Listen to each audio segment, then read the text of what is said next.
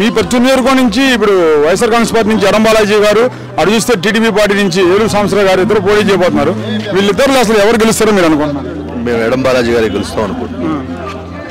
అంటే మీరు వైఎస్ఆర్ కాంగ్రెస్ పార్టీ కాబట్టి చెబుతున్నారు బాలాజీ గారు గెలుస్తారు అంతే. వైఎస్ఆర్ కాంగ్రెస్ పార్టీ అభిమానులుగా మేము మా నాయకుడు గెలవాలని మేము కోరుకుంటున్నాం.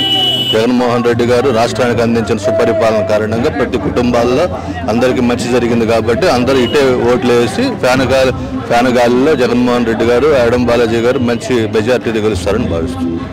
కానీ సార్ ఒకటి ఎడం బాలాజీ గారు సోమిడి అని చెప్పేసి అయితే నియోజకవర్గంలో మొత్తం టాక్ నడుస్తుంది.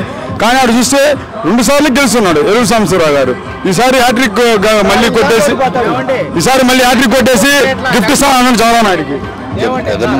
జగన్మోహన్ రెడ్డి గారి సుపరిపాలన అందరికీ అందింది కాబట్టి ఇక్కడ ఎమ్మెల్యే అభ్యర్థి ఎవరనేది కాకుండా అందరు జగన్మోహన్ రెడ్డి గారిని చూసి ఓటేస్తారని నేను భావిస్తున్నాను. కానీ చెప్పండి, ఇప్పుడు జగన్మోహన్ రెడ్డి గారు ఇప్పుడు ఒంటరిగా వెళ్తున్నారు. అటు చూస్తే ఎన్డీఏ ఒక కూటమి ఏర్పడ్డారు.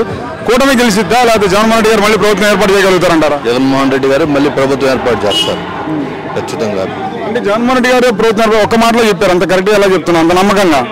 దట్ ఈస్ జగన్ అంతే.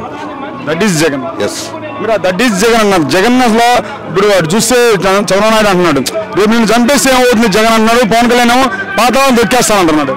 ఎవరు చంపలేరు, కాబట్టి వాళ్ళ ప్రలాపనలు అంతే. ఎవరు జగన్మోహన్ రెడ్డిని టచ్ చేయలేరు.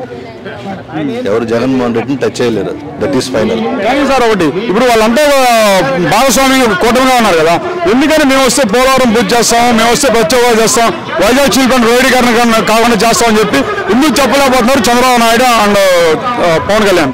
జగన్మోహన్ రెడ్డి గారు మేనిఫెస్టో ఏదైతే ఇచ్చారో 100% క్లియర్ చేస్తారనే నమ్మకం జనాల్లో ఉంది కాబట్టి జగన్మోహన్ రెడ్డి గారు గెలవబోతున్నారు రెండోసారి.